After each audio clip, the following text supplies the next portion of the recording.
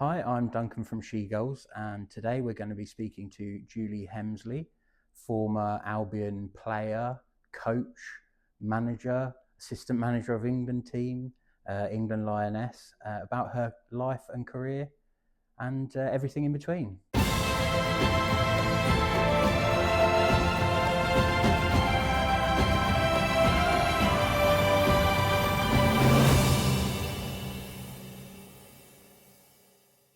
Okay, so I'm here with Julie Hemsley, former player for Brighton Hove Albion, but for many other teams as well.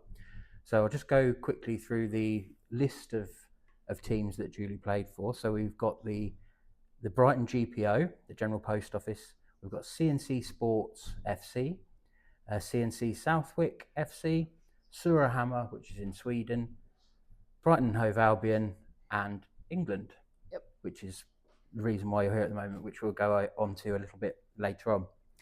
So I'm going to take you back, Julie. I'm going to take you right back to the beginning. What's your earliest football memory, either watching or playing? Wearing a Brighton GPO shirt for the first time, number 4, and we went to Buckingham Park. We played at Buckingham Park. I remember going into the old changing rooms there and surrounded by all these older ladies, but not older really. I mean, I think I was 13 or 14, and then they're about 20, which we thought were myself and another player, Janet Blackman. And it was just like, we were very shy.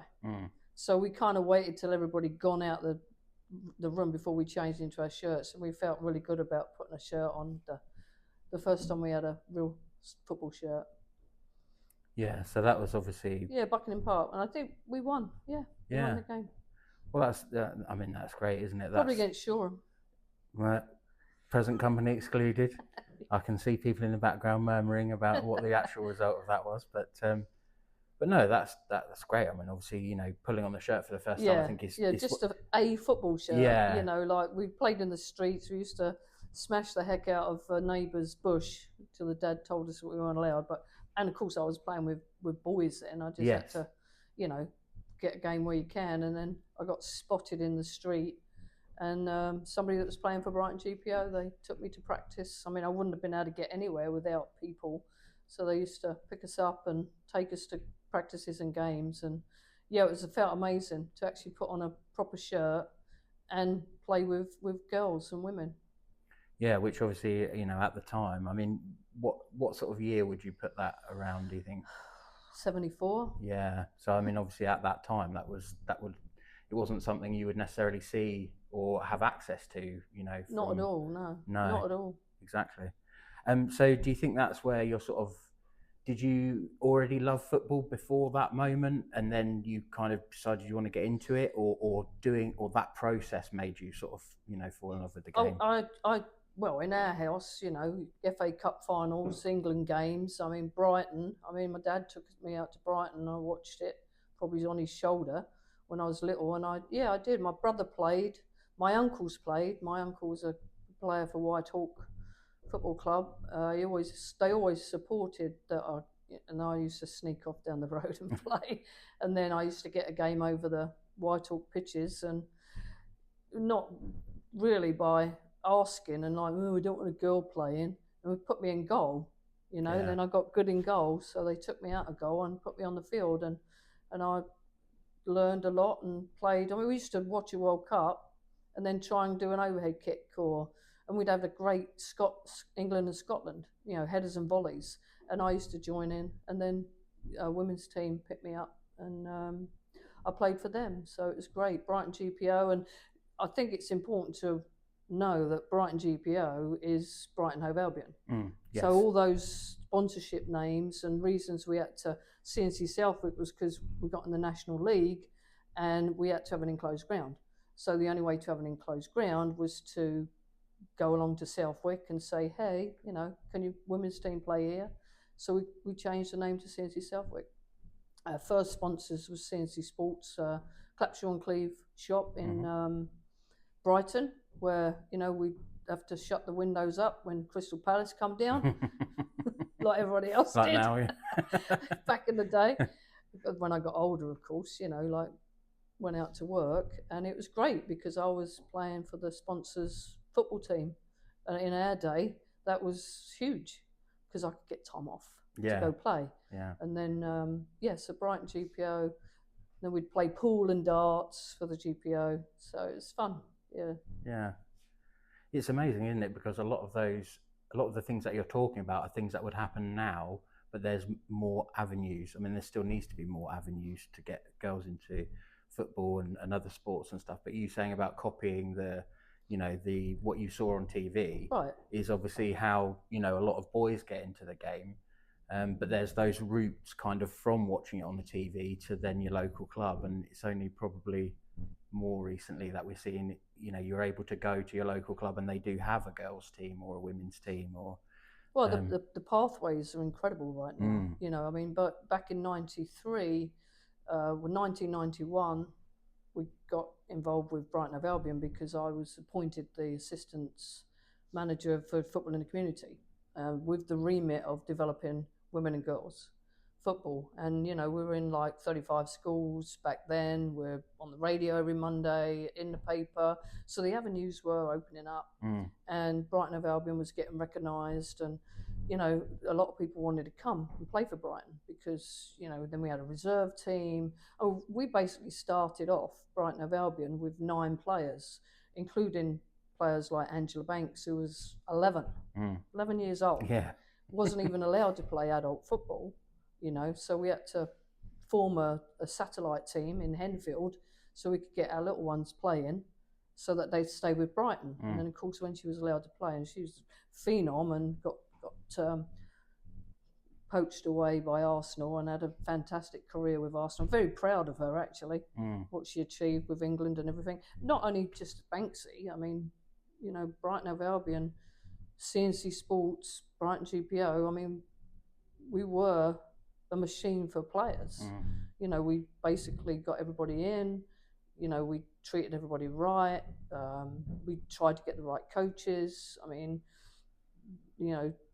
interview them actually to make sure that they're the right fit for our players. And then eventually I took on the role of player coach, coaching, managing, tea lady, everything you do, all the hats that you wear, plus travelling with England, plus going on the FA Council, is quite incredible, really. Yeah. And trying absolutely. to play, but I had to give that up.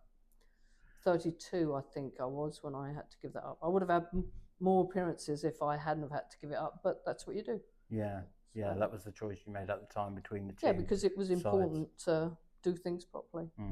Yeah. So what were you talked a little bit about this already, but maybe go into a little bit more detail, because I think it's always good to have like a contrast between sort of then and now. What were the sort of early days of when you were playing? What was it like in terms of, facilities, and people's sort of attitude towards the game and things like that?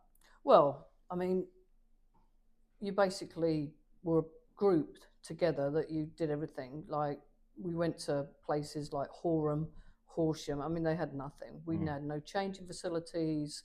It's a backfield that's, got no nets sometimes. We have to put the nets up. So, everywhere we went, Pevensey, we played at Waterhall for a while then, which was, we had to put the nets up. So there wasn't really anything cold, there's no tea.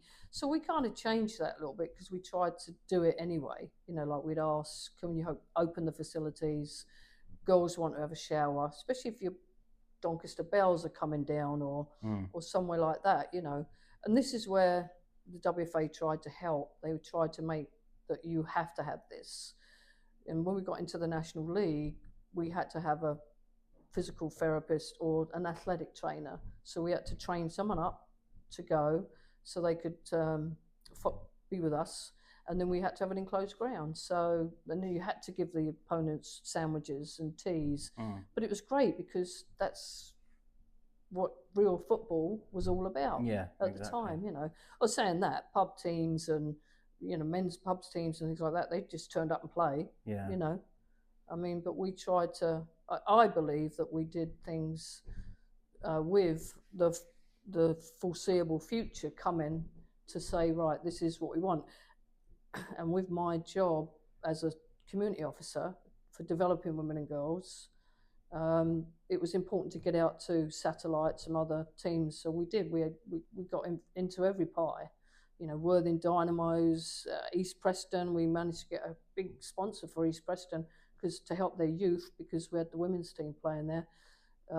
We were at Waterhall before Brighton men's got there because I was working in the gym up there and I happened to know the people. So, you know, we trained there and played there. And so it was important to us to find better facilities because what we started with, I mean, Shoreham was all right. It just had a lot of hills. I mean, the fields were like, I remember one player, she hit the ball so hard it hit the post and knocked her in the head and she scored a goal because it's down it's about 50 yards. I think that was Anne Godden, wasn't it? Yeah. It was amazing. But yeah, some of the facilities, like, I mean, now, wow. I mean, I go to the training centre every time I can because I'm just so in awe of it. And I'm like, wow, this is, how can you not? Yeah. How can you not want to play when you've got facilities like that? I mean, they even warm their boots. I just don't get it. Yeah, I've seen the boot warmer. Boot warmer. It's a bit, yeah. I love it though. I think it's, and it's the same though, isn't it? Like, you know, the training facilities that the men have and the training facilities that the women have, to have two training facilities like that within spitting distance, I mean, that's when you know you think you're doing things right. Yeah, definitely. Because how can you not want to go and play for them? How can you not want to go and play for Brighton Hove Albion? Yeah. Women or men, you know? Yeah. Because if you want to be a professional footballer, that's the most important thing. If you want to be a professional footballer, you can. Yeah. You know? That's spot on, yeah. I mean, I know the club obviously said when they built the Women's Performance Centre that they wanted them to have all the same facilities. Okay, they might be slightly smaller or whatever because of squad size and things like that. And obviously the men's building has to accommodate some of the youth teams and things like that we don't necessarily have as many levels with the women's team. But it basically is the same, but just, you know, perhaps for slightly less people. But, you know, boot warmers and stuff, you know, the men have them, so the women have them. And, you know, I've been in there and they have a rec room, don't they? Yeah. A pool table, that sort of thing. Again, the men have it, so absolutely it should be there as well. It shouldn't be one for one and one for the other. So, you know, that's great to see. And obviously how far it's come. But that's again why I think we have to have these conversations, because there'll probably be some people growing up who won't know that that's how it started, and they will almost think it's always been like this. And I think that's why we can't lose. It's great to have this, you know, the new sort of WSL coming in with the WPLL or whatever they're going to be called in the end, and kind of have all this fresh, exciting stuff. But I just think we need to make sure we don't forget how we got here. You've got to have a foundation. Exactly. And the foundation of everything is the base. And if the base is not strong, it's going to fall apart. Exactly. Now, our role now, former pioneers that are in it now, ex-players, is to try and keep people playing. And the pathways for young people, I mean, there's lots of clubs now that have girls sections, women's sections, you know, that they're embracing that, and that's born out of the development work that's the FA, the counties, and what the WFA tried to do in the beginning. The thing about the WFA, it opened a lot of doors to say, right, we're going to get more teams, this is what it's going to be like, the standards have to go up. And so they were accountable to somebody. So, you know, rules and regulations, and the game's the same. It's just played a little bit different, you know. I mean, but then even with the WSL, when they start getting their reserve teams and academy teams, you know, in about 10 years' time, it solidifies everything that we've done because the base is still strong, you know. And girls want to go and watch football. They want to go and play football. It's important. Yeah. I mean, I used to have to go around parents' houses for 14-year-old girls to say, hey, this is what our club's about. you know, this is what we expectations are, and they also ask questions about was she, you know, how they're going to get there. So I even drove around in a minibus like people before me. You know, I inherit the club and the minibus, but that's the only way we're going to get people like Banksy and the girls from New Haven to play for us. You know, so you've got to, you know, what after practice wasn't just a case of going home and getting a cup of tea at 7 o'clock. It was 11 o'clock comes and I'm still driving. You know, but it was important because someone did it for me. I'm doing it for them, and hopefully they'll do it for somebody else. And now I'm very proud because there's a lot of teams that are born out of Brighton Hove Albion, you know, all around the county, and a lot of our players are now playing in those teams or running those teams, and their kids are. You know, so there it is. You know, from small beginnings, you know, it's quite a wealth of what we've done.